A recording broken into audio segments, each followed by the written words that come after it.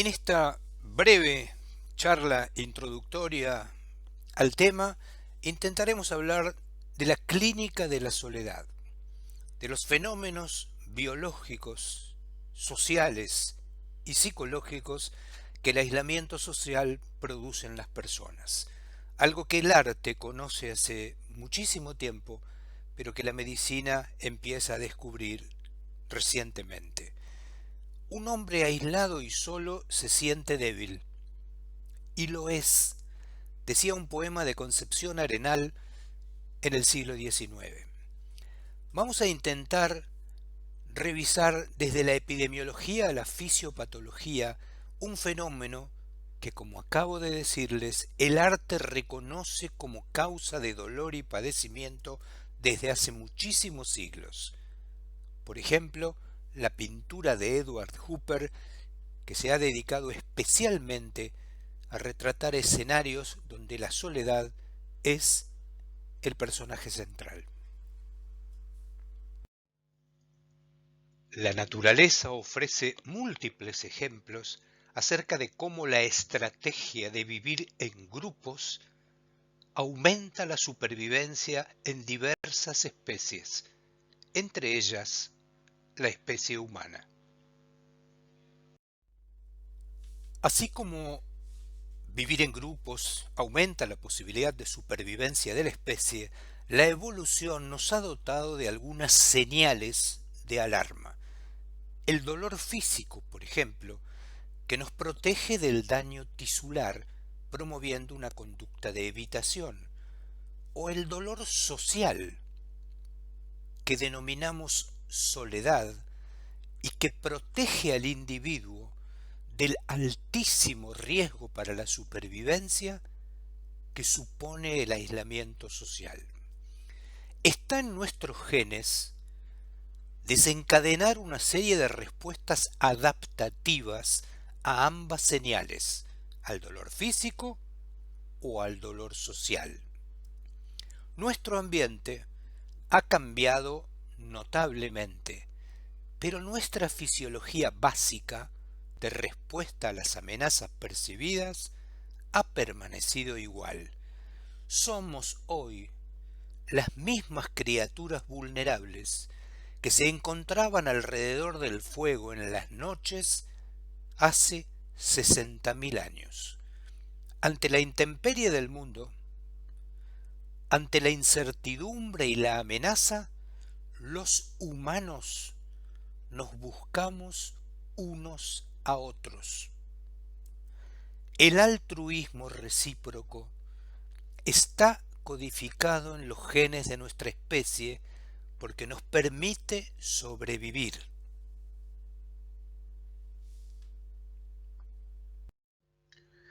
Así como evolucionan los rasgos biológicos de la especie, evolucionan las ideas y los rasgos culturales. La idea de que el sujeto ideal moderno es el individuo y que él es el único artífice de su éxito o fracaso, es una pésima idea que contradice los fundamentos de la supervivencia de la especie. Immanuel Kant decía: la ligera paloma que siente la resistencia del aire al volar, imagina que volaría mucho mejor aún en un espacio vacío. Lo que no sabe es que el aire que resiste su vuelo es lo que la sostiene.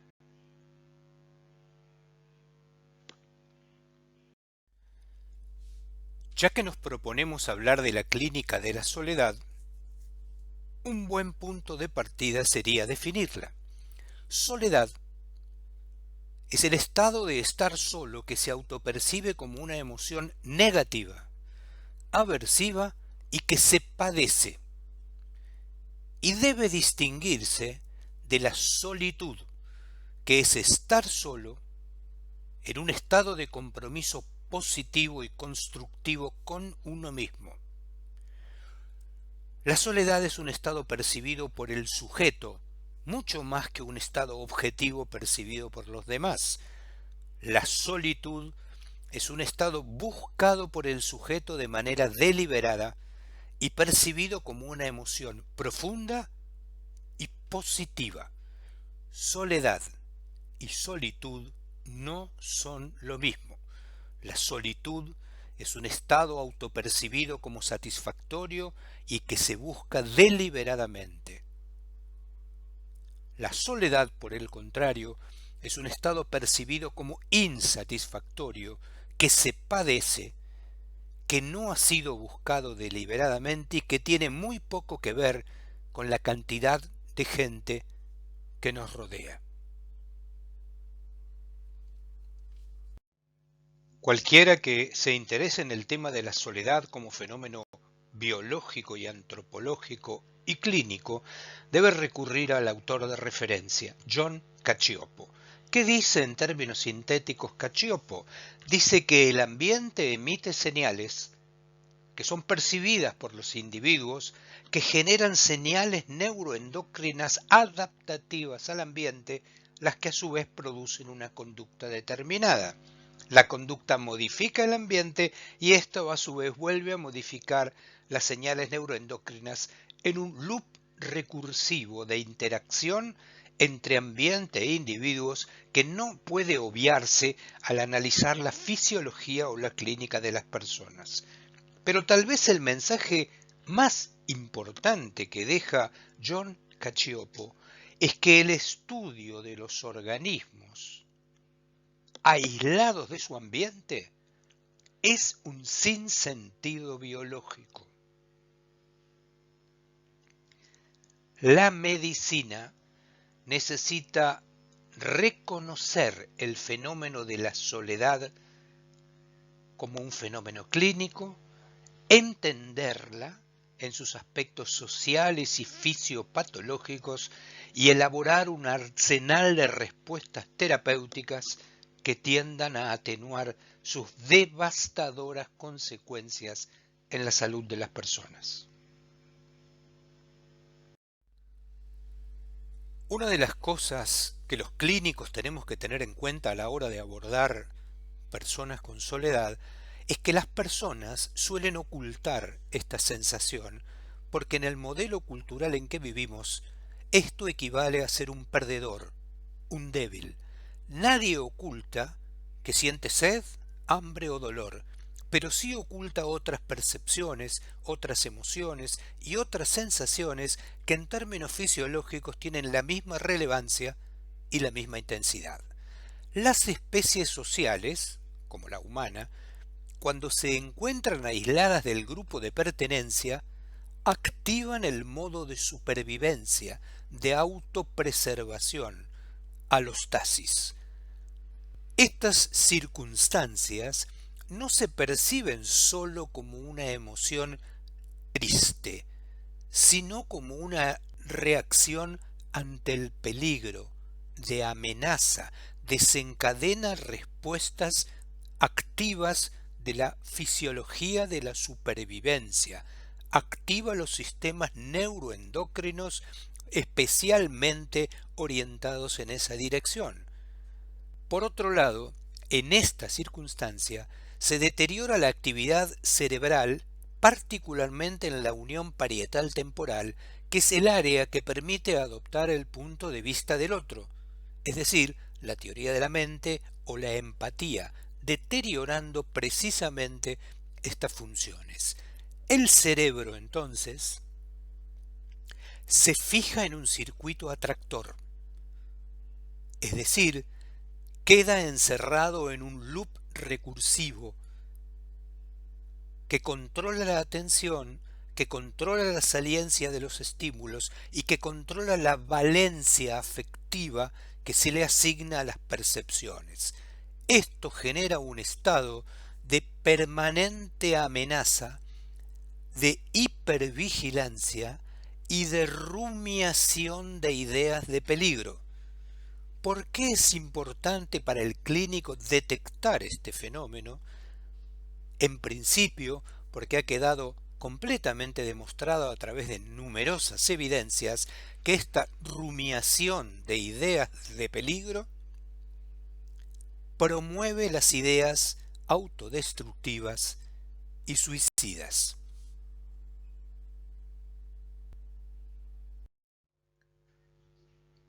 A esta altura alguno de ustedes se estará preguntando, pero en términos epidemiológicos, ¿es la soledad un problema que merezca la atención de la comunidad médica? En el año 1980, el 20% de la población de los países más desarrollados se sentía sola. Hoy, más del 40% de la población urbana se siente sola en algún momento de su vida. Permítanme hacer un pequeño ejercicio de epidemiología narrativa. En las décadas del 80 y 90 en Japón, se comenzó a observar un curioso fenómeno que llamó la atención de los investigadores. La población carcelaria cada vez era de mayor edad, incluso de edades muy avanzadas. Cuando se comenzó a investigar etnográficamente este fenómeno, es decir, entrevistando una a una a las personas, se observó que la mayoría de ellas estaban encarceladas por cometer pequeños delitos, como por ejemplo robar un perfume en un shopping. Al entrevistarlas, las personas revelaron que estas detenciones eran buscadas por ellos. Las personas querían ser detenidas para salir del fenómeno del aislamiento social en que vivían, de la soledad a la que estaban sometidas. Esto generó algunas iniciativas que nos suenan muy extrañas a nosotros, como por ejemplo elaborar grupos de autoayuda coordinados por un robot con dispositivos electrónicos adecuados para esa función. Es decir, las personas elegían perder su libertad para salir del estado de soledad que padecían.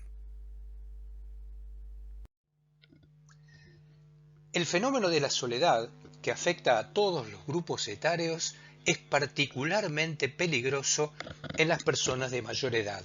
Abundan las evidencias con extensa bibliografía que muestran cómo esto genera no solo deterioros en la salud mental, por ejemplo, demencia, progresión al Alzheimer, deterioro cognitivo, sino en su salud física. Hay notables estudios epidemiológicos que cuando comparan los factores de riesgo en las personas de los grupos etarios de mayor edad, encuentran que la soledad ocupa un lugar destacado como factor de riesgo y por otro lado encuentran su opuesto. La red social significativa de pares constituye un factor protector de estos deterioros.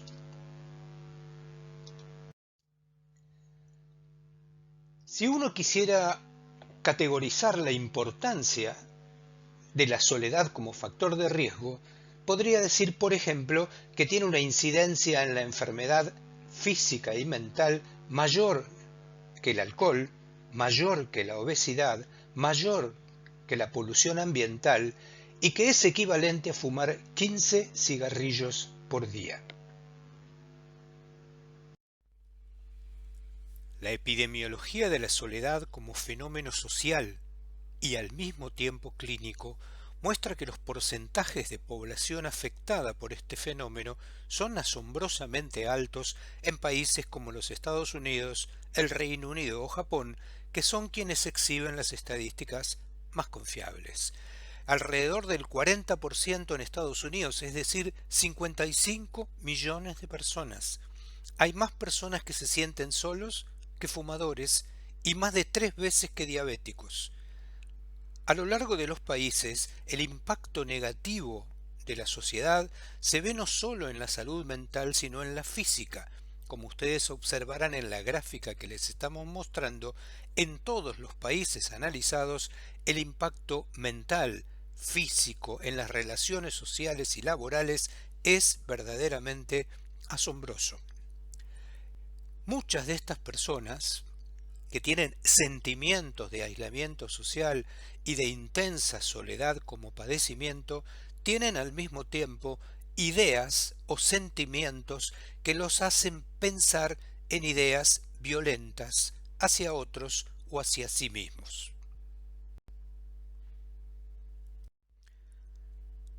Ahora que hemos trazado un breve panorama epidemiológico, podríamos ingresar en la fisiopatología de estos fenómenos.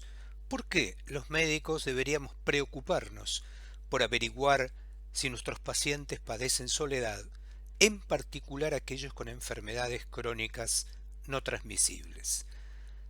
La investigación más actual asegura que dos estímulos amenazantes, es decir, de la misma intensidad, medidos por su capacidad de perturbar las variables de la fisiología, alostasis, generan respuestas notablemente diferentes según el contexto de la persona que los padece.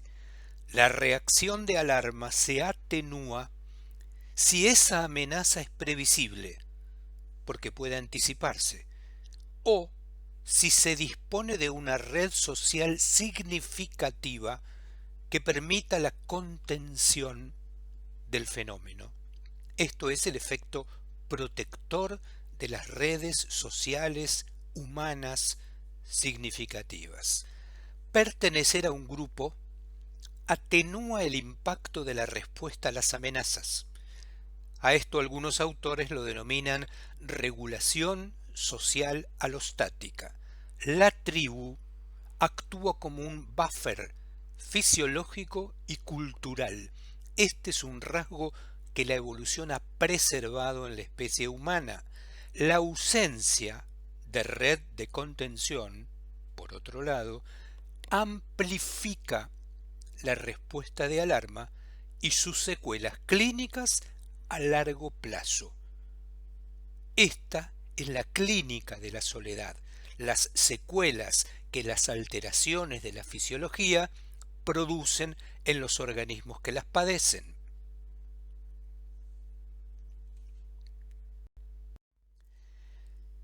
Diversas especies procesan la ambigüedad y la incertidumbre como amenaza, es decir, las señales del ambiente que no pueden ser comprendidas con claridad se procesan como amenazantes. La amígdala interviene en este fenómeno modulando la reacción afectiva, generando alarma e hipervigilancia.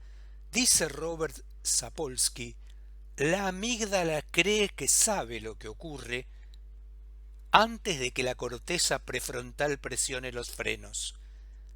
La amígdala estimula las vías motoras subcorticales con gran velocidad, pero con poca precisión.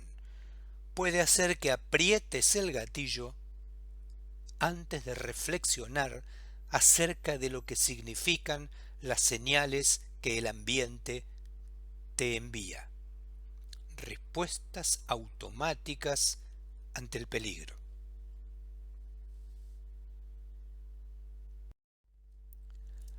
Percibir el mundo como una amenaza permanente y sin contar con una red de apoyo social significativo sensibiliza el circuito córtico amigdalino y estimula y perpetúa el estado de permanente hipervigilancia, pero también altera la actividad inmune, promueve y sostiene un estado inflamatorio que es crónico, aséptico y de bajo grado. Como hoy todos sabemos, el estado inflamatorio crónico produce manifestaciones sistémicas en una multitud de órganos y tejidos, lo que explica la naturaleza polimórfica de la clínica de estos pacientes, desde la hipertensión arterial hasta la depresión clínica, pasando por un amplio espectro de fenómenos que caracterizan el fenotipo de la soledad. Esta activación inflamatoria crónica altera la respuesta del cortisol, haciéndole perder en primera instancia sus ritmos circadianos. Sentirse solo modifica la secreción pulsátil del cortisol, lo que incrementa los niveles matutinos de esta hormona señalando que se prepara al individuo para otro día peligroso, para afrontar alostáticamente otra jornada de peligro y de hipervigilancia.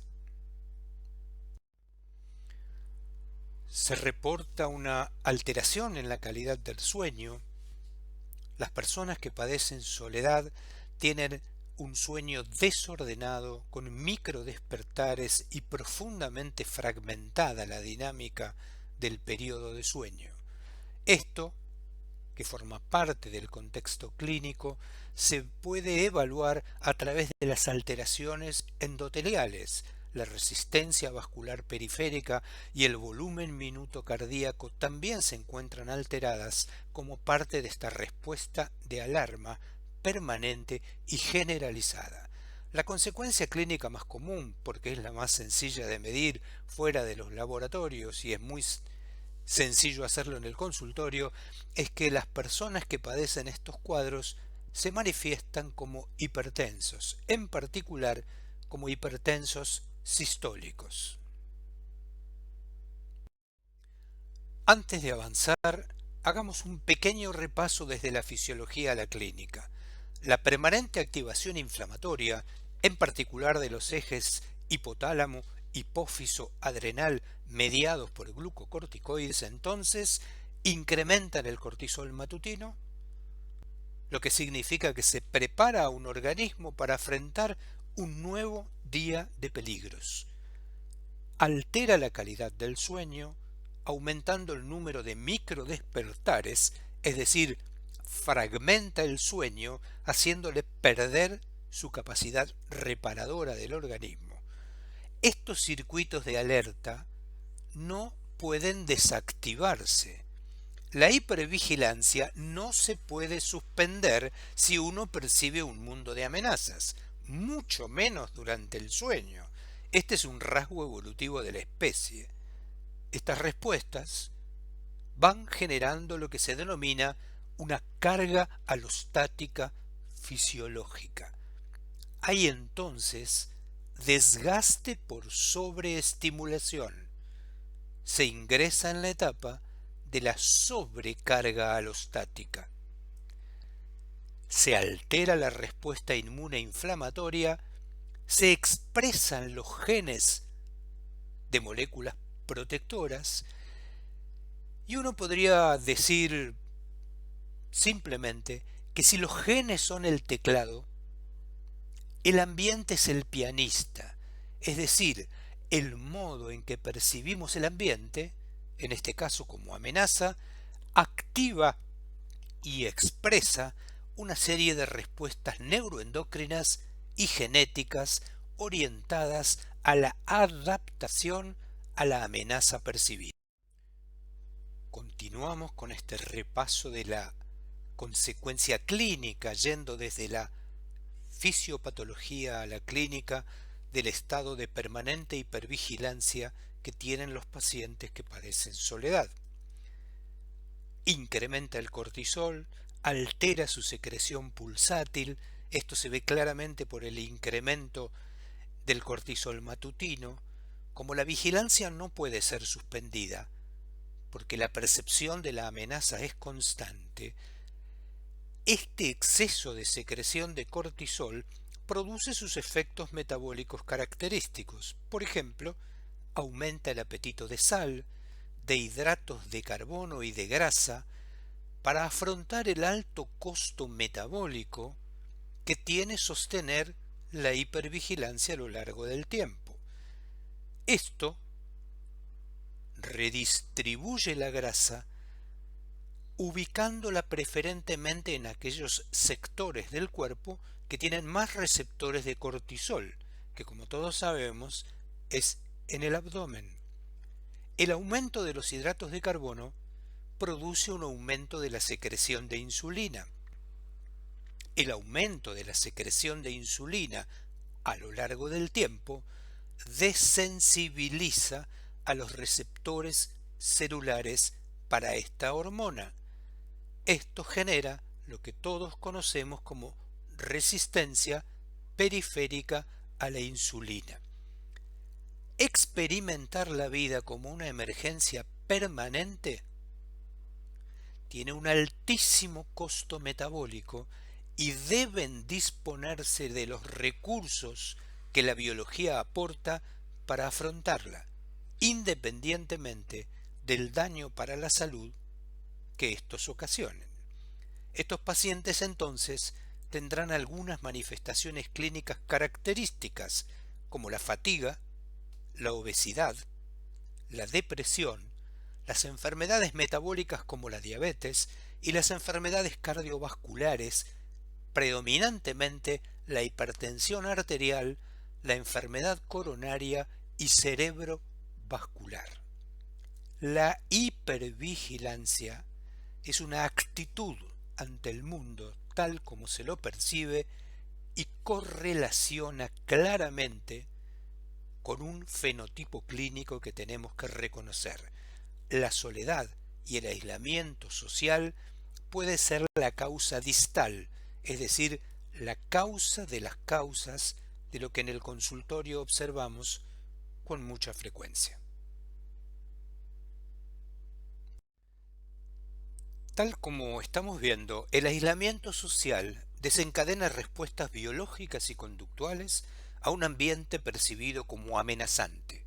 Esta respuesta se denomina hipervigilancia. Las señales que proceden del ambiente tienen una saliencia destacada con una valencia negativa. Todo se percibe como amenazante. Esto genera distorsiones de la memoria y de la percepción, de tal manera que se genera un círculo confirmatorio, un sesgo de confirmación de las amenazas percibidas. Si yo creo que estoy en un mundo amenazante y peligroso, y las señales que proceden del contexto las interpreto como amenazantes y peligrosas, mi conjetura previa se ve confirmada y perpetuada. Si se buscan peligros, se encuentran peligros. Esto genera un desgaste con un altísimo costo metabólico que se denomina carga alostática.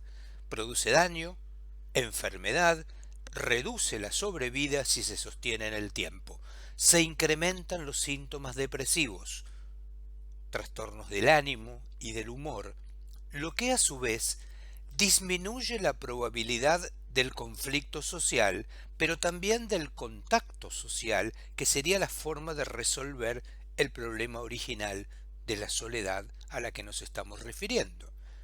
Las expresiones no verbales, lo que se denomina el patrón motor de la tristeza, son leídas por los demás y producen una respuesta de alejamiento del contacto social, lo que a su vez perpetúa la causa del problema.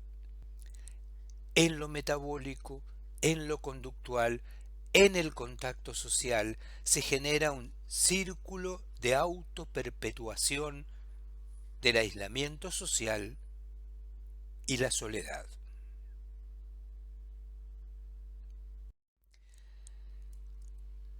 Hemos visto entonces que es completamente coherente que determinadas variables fisiológicas alteren su punto de corte fisiológico para adecuarse a un ambiente amenazante. La hipervigilancia necesita adecuar las variables biológicas, activando el eje hipotálamo hipofisario, el sistema nervioso autónomo. Habrá entonces alteraciones del ritmo circadiano del cortisol, aumento del cortisol matutino, alteración de las catecolaminas adrenérgicas, hipertensión arterial, taquicardia, ansiedad.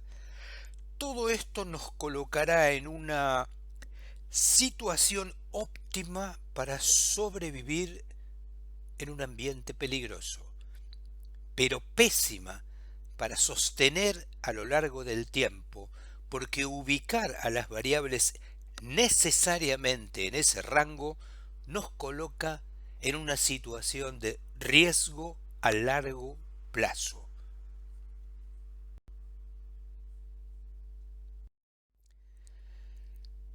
La activación crónica de este sistema efector neuroendocrino puede alterar estructuralmente la eficiencia de los sistemas, es decir, habrá daño. Por ejemplo, la crónica estimulación del sistema nervioso autónomo simpático producirá hipertrofia vascular, disregulación de los vasoreceptores, pérdida de la elasticidad arterial. La consecuencia de esto es la aparición de hipertensión arterial, sobre todo sistólica. A su vez, el sostenimiento de la hipertensión arterial, como todos sabemos, promueve la insuficiencia cardíaca, la insuficiencia renal y los accidentes cerebrovasculares. La acumulación de efectos de estos mediadores primarios que son adaptativos a un ambiente que se percibe como peligroso conduce a resultados secundarios. Es el costo que se paga por adaptarte al ambiente percibido como amenazante. Los ejes que se afectan alcanzan niveles subclínicos en la primera etapa. Por ejemplo, en el eje metabólico habrá resistencia a la insulina, alteraciones del metabolismo de la glucosa, del colesterol, de los triglicéridos, incremento del depósito de grasa visceral, en general promovidos por la hipersecreción de cortisol. En el eje hemodinámico habrá hipertensión arterial, pérdida de la elasticidad vascular y disfunción endotelial. En el eje inmunológico podremos encontrar fibrinógeno alterado, aumento de la proteína C reactiva ultrasensible y otros marcadores de metainflamación crónica aséptica. Estos son marcadores alostáticos. Pero la etapa final de la progresión de la carga alostática es ingresar en la etapa de sobrecarga alostática. Estas desregulaciones adaptativas conducen a resultados terciarios, que consisten en la enfermedad clínica y en la muerte. Ya disponemos de evidencia suficiente para conocer en profundidad, por ejemplo, cuál es la neurobiología de la distancia social, algo tan importante en este momento de pandemia mundial. Por ejemplo, las investigaciones han mostrado que tener relaciones interpersonales fuertes y significativas es un insumo fundamental para la supervivencia de la especie, que el aislamiento social es un predictor altamente significativo de mortalidad. La estimulación social insuficiente, especialmente en las primeras etapas de la vida, pero a lo largo de toda la existencia, afecta el razonamiento, la memoria, la homeostasis hormonal y metabólica, la conectividad cerebral y la resistencia inmunológica a enfermedades, tanto físicas como mentales. Los sentimientos de soledad también pueden propagarse dentro de una red social de pares. Se contagia de alguna manera este aislamiento. En las personas mayores se precipita la aparición de demencia, por ejemplo, como el Alzheimer.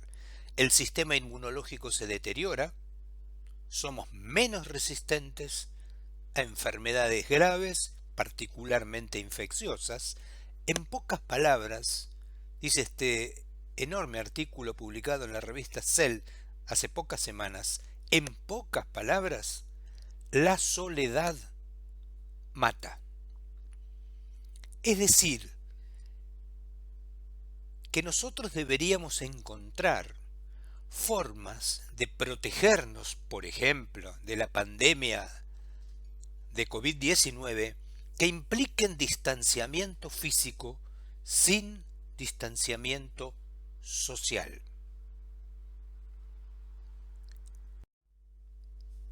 En muchos lugares del mundo donde el tema de la soledad ya ha ingresado en la agenda médica como causa de enfermedad, hay una gran experiencia en lo que se denomina prescripción social.